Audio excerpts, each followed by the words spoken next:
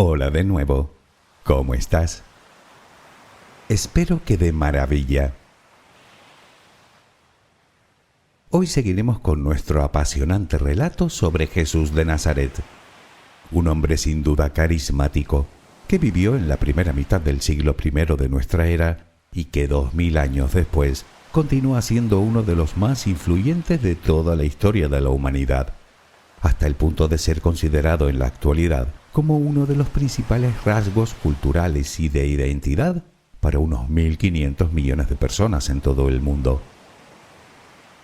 En cualquier caso, quiero insistir en que todo lo que aquí se relata obedece a multitud de investigaciones realizadas por estudiosos, investigadores, historiadores y arqueólogos que llevan siglos intentando dar respuesta a la madre de todas las preguntas: ¿quién fue Jesús de Nazaret?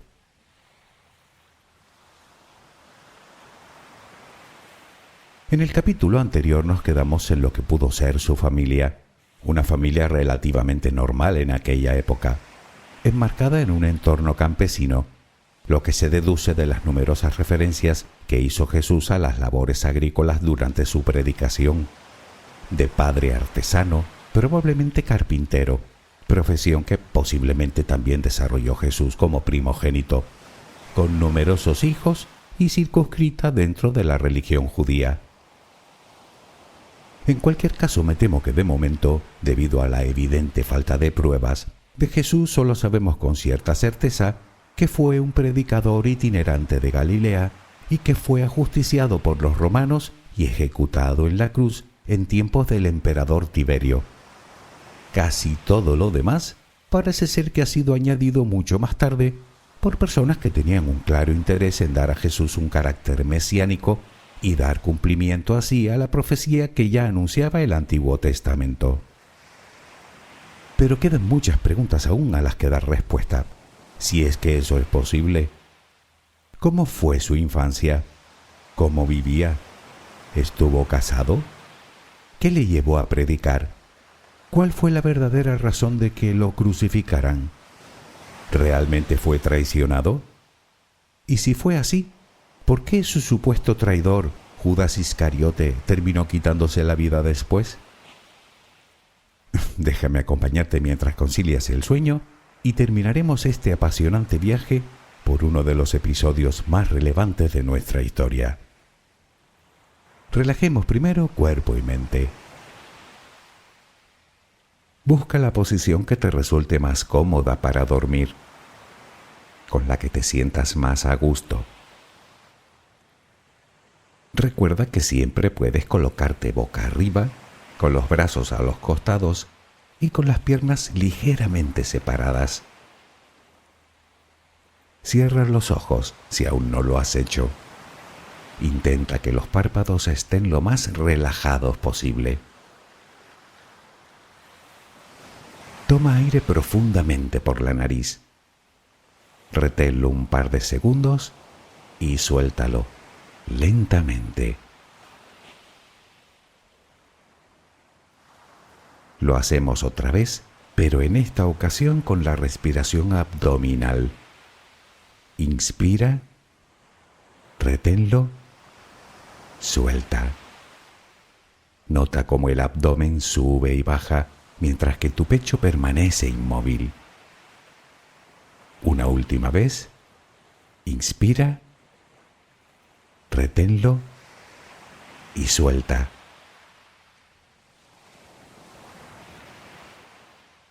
Ahora intenta visualizar el aire que inhalas como si fuera luz. Con cada inspiración entra un poco de luz en tu interior y con cada exhalación sale todo lo que intoxica tu vida, todo lo que contamina tu mente y tu espíritu. Inhalas luz, exhalas malos pensamientos, preocupaciones, estrés, ansiedad. Cada vez tu cuerpo se va inundando más y más de esa luz, blanca, serena, purificadora. Poco a poco cada rincón de tu interior se va iluminando hasta que te conviertes en luz. Todo tu cuerpo es luz. Continúa respirando normalmente, sin forzarlo, a tu propio ritmo. Inhalas luz, exhalas luz.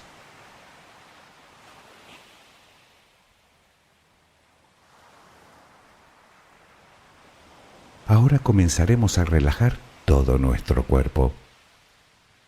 Empezamos por los pies. Nota cómo se relajan. El pie derecho, el pie izquierdo.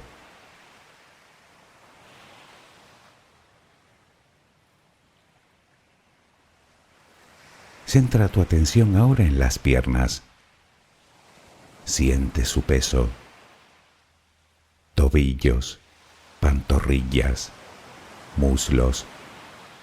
Nota cómo se relajan. Pierna derecha, pierna izquierda. Ambas quedan completamente relajadas.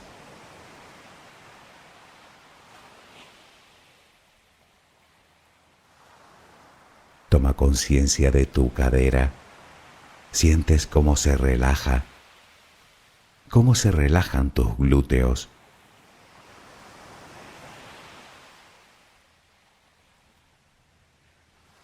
Piensa ahora en tu abdomen, que sigue balanceándose con cada respiración.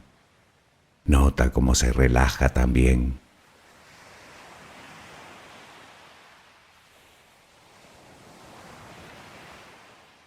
Tu pecho, que permanece inmóvil, también se va relajando.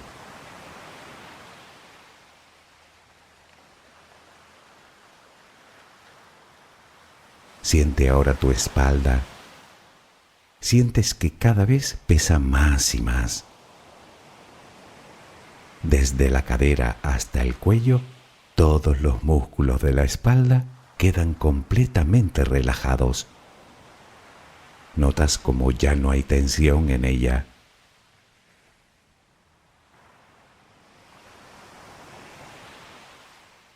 Notas los hombros, que lentamente se van relajando también. Nota cómo caen.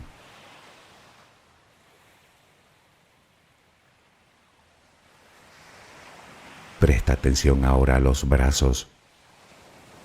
Tu brazo y antebrazo derecho. Tu mano derecha. Los dedos de esa mano. Todo queda relajado. Tu brazo y antebrazo izquierdo. Tu mano izquierda. Los dedos de esa mano. Notas el peso de ambas extremidades.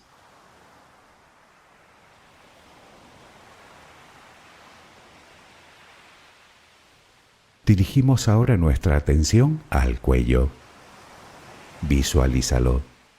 Notas cómo los músculos se van relajando también.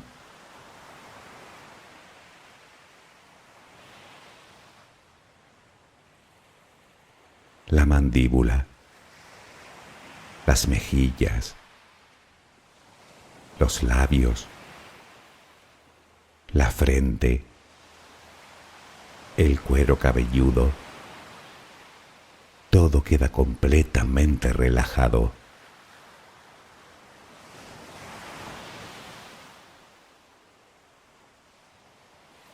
Sigue respirando, lenta y serenamente. Con cada respiración sientes como tu cuerpo se va relajando más y más.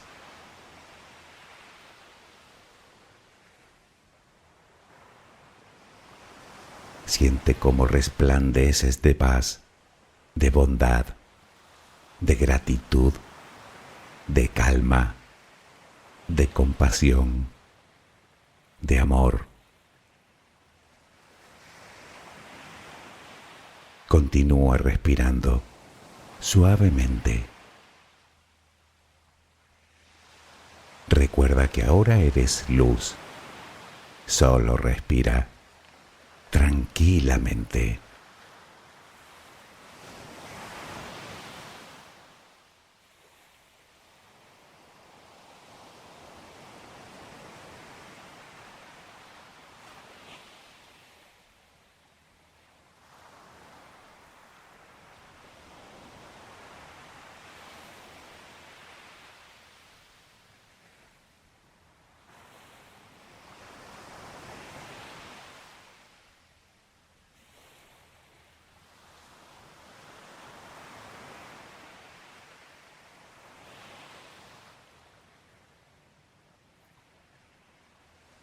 Existe gran consenso en que la lengua materna de Jesús tuvo que ser el arameo, una antigua lengua semita emparentada con el hebreo y hablada con toda seguridad por los judíos de Galilea, posiblemente una variante reconocible del dialecto hablado en el resto de Judea. Este dato es sugerido por el hecho de que Pedro fuera conocido en Jerusalén por su acento, aunque parece ser que Jesús también hablaba hebreo, la lengua litúrgica usada en el contexto religioso, ya que también se le presenta leyendo textos en dicha lengua, como el libro de Isaías. Hay quien afirma que Jesús también podría haber hablado el griego, una lengua relativamente habitual en aquella época, utilizada sobre todo para las transacciones comerciales, aunque no existe ninguna evidencia de ello, como tampoco la hay de que hablara latín, la lengua oficial del Imperio Romano. Sin embargo, y según cuentan, Jesús llegó a hablar con Poncio Pilato, y si eso es verdad, lo más probable es que dicha conversación fuera en uno de estos dos idiomas.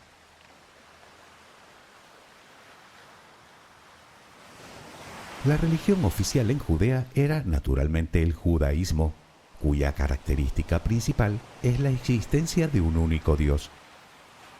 En cualquier caso, existían diversas vertientes de esa misma religión. Las tres sectas principales eran la saducea, la farisea y la esenia. Seguro que todos estos nombres te suenan.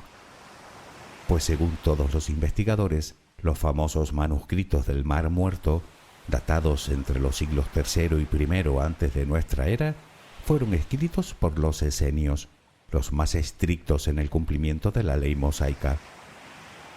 El culto a Dios se llevaba a cabo en el Templo de Jerusalén, lugar al que era necesario acudir al menos 3 veces al año en peregrinación para realizar sacrificios y ofrendas. En tiempos de Jesús, era precisamente en este templo donde residía el gobierno de la ciudad, obviamente siempre bajo el paraguas romano. Dicho gobierno estaba compuesto por una casta sacerdotal llamada el Sanedrín, con el sumo sacerdote a la cabeza, rango que en aquel momento ostentaba Caifás. El otro lugar de culto eran las sinagogas, donde se reunían los fieles cada sábado, aunque sin la intervención de los sacerdotes. Aquí no se llevaban a cabo sacrificios, sino que se leían y comentaban los textos sagrados.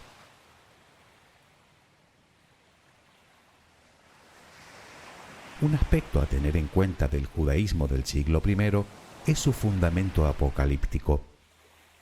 Como sabes, el judaísmo está basado en la creencia de que Dios había elegido a su pueblo, Israel, para revelarle la ley contenida en los 10 mandamientos.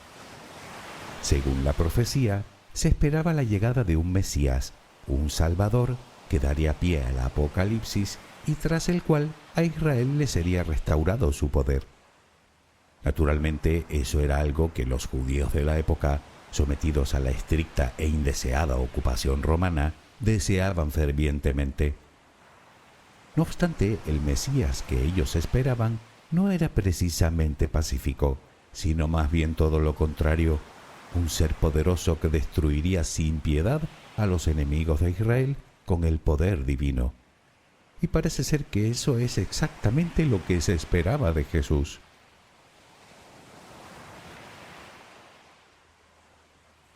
¿Cómo fue la niñez de Jesús? Esa es una buena pregunta para la que la historia tampoco tiene respuesta.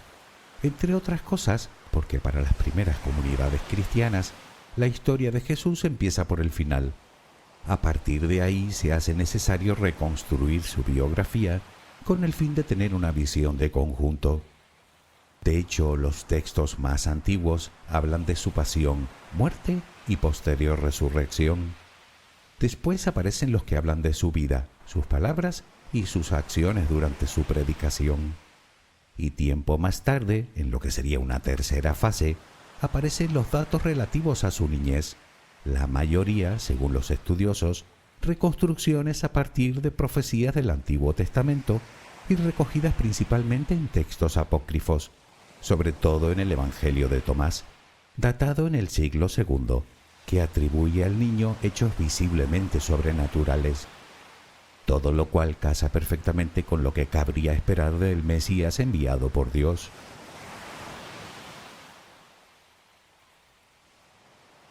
En definitiva, parece ser que todos los datos de la infancia y juventud de Jesús, desde su nacimiento, narrado por Lucas y Mateo, hasta prácticamente el momento en el que empezó a predicar, son completamente desconocidos, al menos desde un punto de vista historiográfico.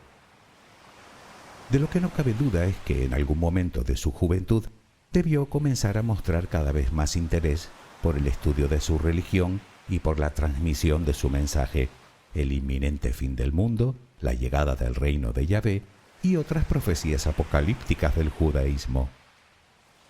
No obstante, hay que decir que en aquella época ese interés era hasta cierto punto relativamente habitual entre los jóvenes judíos. Tanto es así que entre los estudiosos existe consenso en que él nunca pretendió crear una nueva religión, ni romper de ningún modo el judaísmo. Es un hecho constatable que su mensaje iba siempre dirigido al pueblo judío, tal y como él mismo afirmaba cuando hacía referencia a las ovejas perdidas de Israel. Sin embargo, también es verdad que Jesús era, digámoslo así, particularmente singular en muchos aspectos. Vaya por delante que la ciencia prácticamente no tiene constancia de ningún otro predicador itinerante de la época, por lo que la comparación en su modo de hacerlo es desde todo punto imposible. No obstante, investigando un poco en la sociedad de la época, uno no tarda en darse cuenta de que la forma en la que Jesús predica, siempre que demos veracidad a las narraciones, es, por así decirlo, un tanto inusual.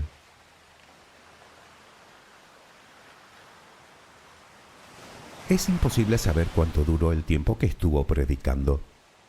Casi todos los evangelios nombran una sola fiesta de Pascua judía celebrada por él junto con sus seguidores, precisamente en la que fue detenido y ajusticiado. Sin embargo, Juan menciona 3 en total. Esto sugiere que su vida pública pudo durar entre 1 y no más de 3 años. La cuestión es cuándo comenzó. Tampoco hay constancia de este dato. Solo se sabe que empezó después de ser bautizado por Juan el Bautista en el río Jordán. Según Lucas, Juan el Bautista comenzó su actividad en el año 15 del mandato de Tiberio, lo que para la mayoría de autores se refiere al año 28, por lo que obviamente tuvo que ser después. Sea como fuere, los investigadores creen muy probable que el acto del bautismo sí que se llevará a cabo, máxime porque no fue Jesús quien bautizó a Juan, sino al revés, lo que de alguna manera prueba que el dato no fue manipulado posteriormente por los seguidores de Jesús.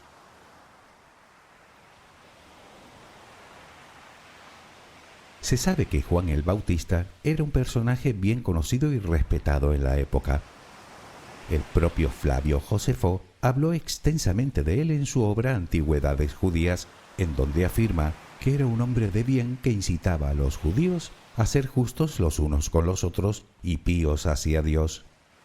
Por su parte, Mateo cuenta que en su predicación hacía referencia a la inminente llegada del reino de los cielos e insistía en la necesidad de arrepentimiento, en ambos casos bastante similar al mensaje de Jesús. Para los estudiosos, el hecho de que Jesús se sometiese al rito bautismal sugiere que éste comenzó siendo miembro de la comunidad religiosa de Juan y su discípulo.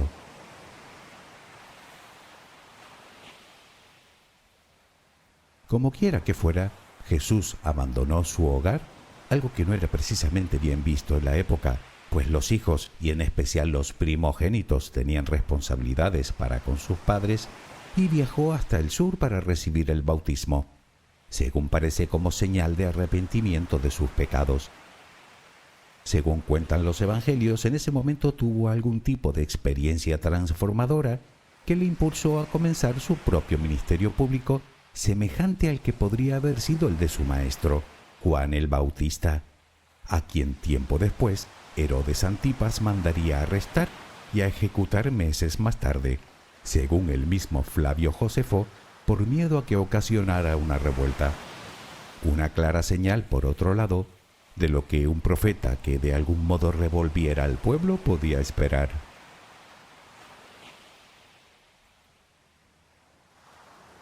De los evangelios se puede deducir que Jesús predicó de forma itinerante en la zona de Cisjordania, principalmente en las inmediaciones del lago Genesaret, comúnmente llamado Mar de Galilea. Era acompañado por un grupo de 12 hombres, y aquí tenemos algo llamativo. Siempre ha sido común que fueran los discípulos los que acudieran a su maestro y no al revés, como en este caso. Los evangelios no coinciden del todo en los nombres de estos apóstoles ni en cómo se unieron a él, pero todos concuerdan en la cifra de 12, probablemente en representación de las 12 tribus de Israel. En cualquier caso, los investigadores creen que estos hombres debían haber tenido con Jesús algún tipo de relación anterior. Sin embargo, no eran estos los únicos que lo acompañaban.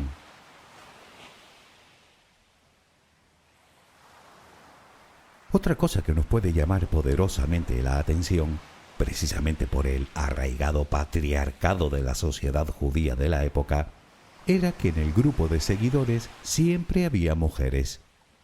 De hecho, la especial consideración que Jesús mostraba siempre con ellas, y más concretamente con las marginadas y enfermas, era, según afirman todos los autores, como poco novedoso para un rabí de aquella época.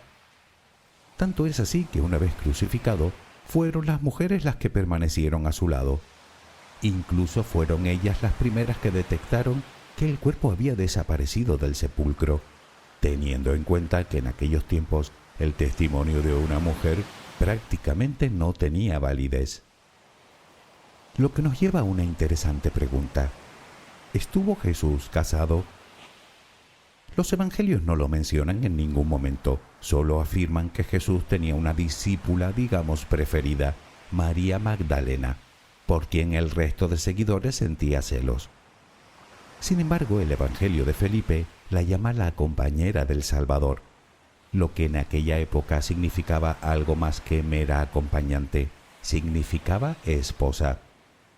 Algo que tampoco habría que ver como una atrocidad. Al fin y al cabo, un rabino estaba obligado al celibato. Pero esto nos lleva a otra cuestión aún más interesante. ¿Llegó Jesús a tener hijos?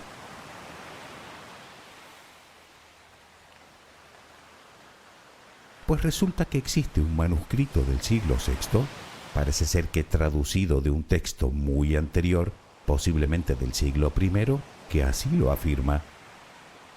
Algunos lo llaman el Evangelio perdido, otros el Evangelio olvidado y otros el Quinto Evangelio. Se trata de un texto escrito en siríaco, un lenguaje literario utilizado en Oriente Medio relacionado con el arameo, que sostiene que Jesús tuvo 2 hijos con María Magdalena. Cierto es que el texto no utiliza esos nombres específicamente, pero algunos autores están convencidos de que pudo ser algo así como una estratagema de los primeros cristianos para dejar constancia del hecho sin levantar excesiva polémica. Naturalmente, y como era de esperar, es un texto que la Iglesia rechaza de plano.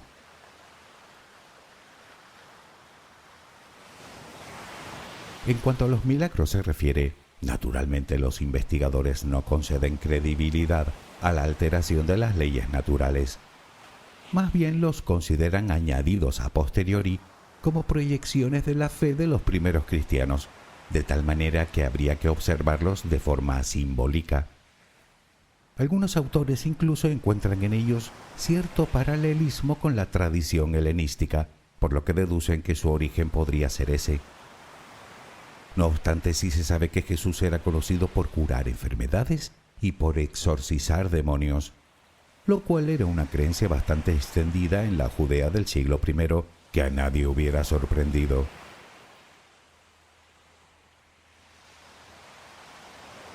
Se podría decir que, en general, la predicación de Jesús se mantuvo dentro del marco de la religión de su época, aunque en algunos aspectos podría haber entrado en conflicto con la interpretación que hacían otros grupos religiosos de la ley judía, principalmente saduceos y fariseos, lo que pudo granjearle algunos enemigos entre la casta sacerdotal. De cualquier forma, poco a poco, parece ser que fue acumulando cierta popularidad hasta llegar a congregar a mucha gente a su alrededor. Obviamente es imposible precisar el número. Sería lógico pensar que las cifras podrían haberse inflado en el momento de escribir estas crónicas, precisamente para dar aún más importancia a Jesús. Hay que tener en cuenta que, salvo lo que se sabe más o menos con certeza, todo lo demás son hechos que fueron narrados muchos años después de su muerte por sus seguidores, que no solo no lo presenciaron, sino que lo hicieron con una clara intención de conseguir nuevos conversos, principalmente en el mundo romano. Algo que, si lo analizas, tiene mucho sentido, precisamente por cómo fue relatado lo que sucedió después.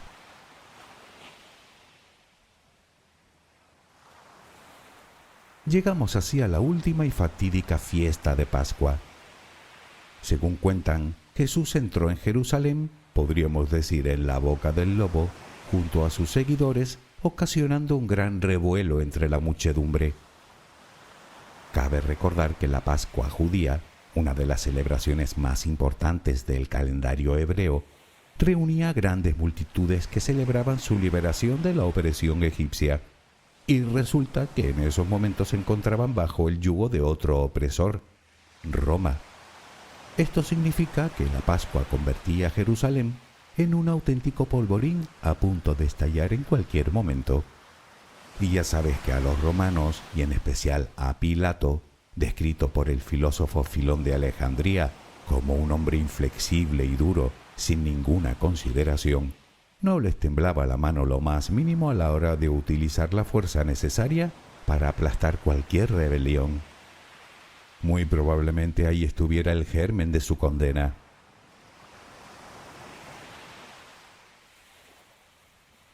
Pero primero tuvo lugar la última cena, que según los evangelios fue una cena de Pascua. Sin embargo, Juan dice que dicha cena aconteció antes de esa fecha concreta. En cualquiera de los casos, ninguno de ellos asevera explícitamente que dicha comida fuera la noche anterior a la muerte de Jesús. Como comprenderás, tanto la cena en sí como lo que sucedió en ella son datos que pudieron muy bien ser inventados o manipulados posteriormente. Entre otras cosas, porque si solo asistieron los 12 apóstoles, ¿cómo puede saber nadie lo que allí ocurrió?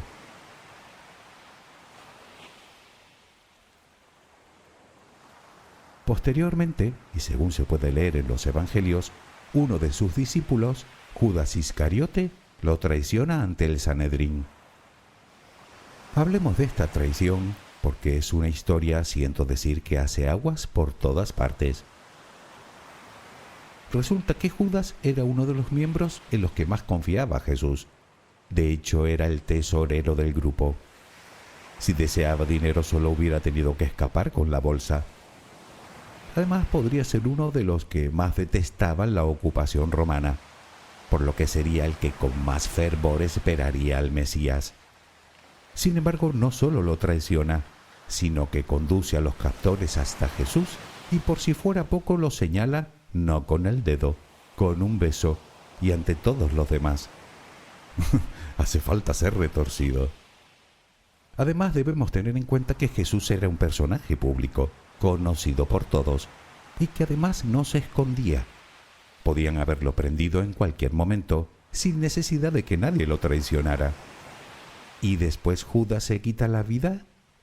¿Te parece a ti que todo esto tenga algún sentido?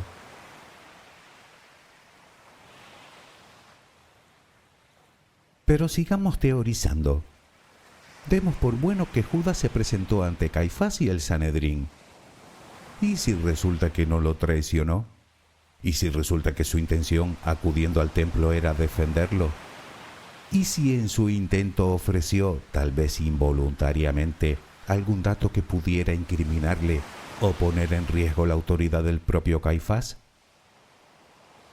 Recordemos que mientras Jesús predicaba en Galilea, no representaba problema alguno para el sumo sacerdote. Pero predicar en Jerusalén, eso era harina de otro costal. Además, Caifás debía ser perfectamente consciente de lo que los romanos serían capaces de hacer en el caso de producirse una revuelta, que no era otra cosa que mitigarla sin piedad con un auténtico derramamiento de sangre.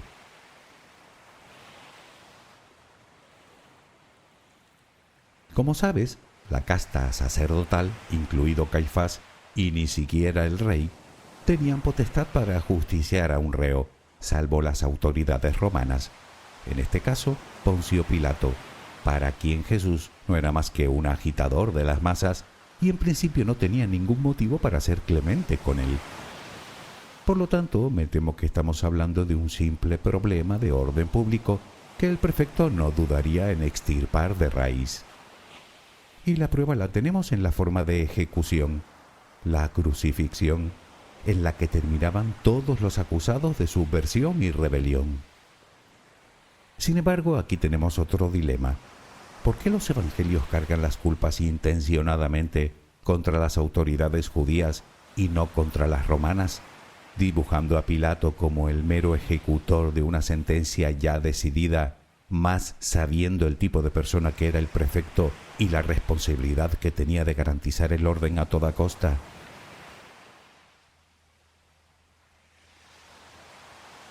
Según la mayoría de autores, esta idea de echar las culpas a los judíos se debe a una cuestión puramente evangelizadora. Lo que comentábamos hace un momento, a los primeros cristianos les interesaba convertir al público romano, de tal manera que presentarlos como los responsables de la muerte de Jesús no era precisamente lo más conveniente. Los judíos, en cambio, se negaban a aceptar a Jesús como el Mesías profetizado en su tradición. Y si a eso le sumamos el creciente antisemitismo que iba calando lentamente en las primeras comunidades cristianas, tenemos todos los motivos para que los judíos se convirtieran en el perfecto chivo expiatorio.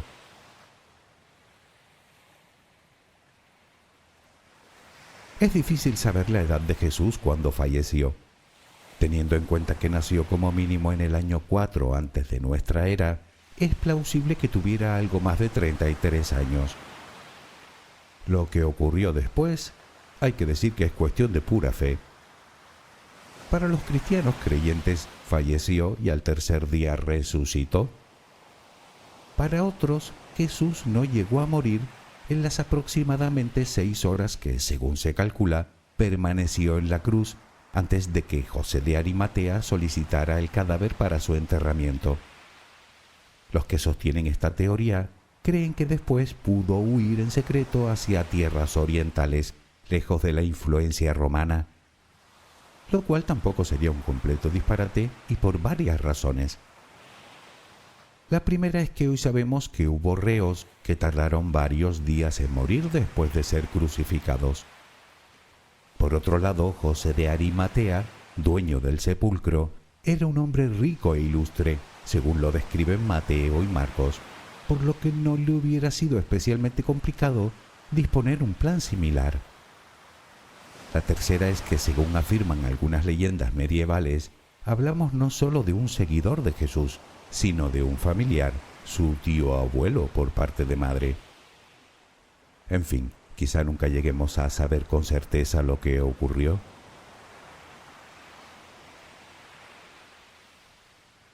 Sea como fuere, todos los círculos académicos coinciden en afirmar que el cristianismo no comenzó con Jesús, sino después de su muerte. Fue a partir de ese momento cuando apareció la imagen de Jesucristo, es decir, la mezcla de Jesús, un artesano convertido a predicador de la fe judía, y su figura divinizada, Cristo.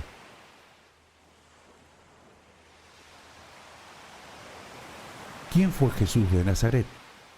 Sigue siendo una buena pregunta. Supongo que dependerá de a quién le preguntes. Para los cristianos, el Hijo de Dios hecho hombre. Para los judíos, un falso profeta. Para el Islam, uno de los profetas más importantes. Y para los budistas, un bodhisattva, alguien que sigue los pasos de Buda, dedicando su vida al bienestar de los demás. ¿Quién fue Jesús de Nazaret? Particularmente, y después de todo lo dicho, te confieso que no tengo ni idea. Pero eso tampoco es que importe demasiado. La pregunta es, ¿quién fue para ti? Pues no se hable más. Espero que mañana tengas una maravillosa jornada. Que descanses. Buenas noches.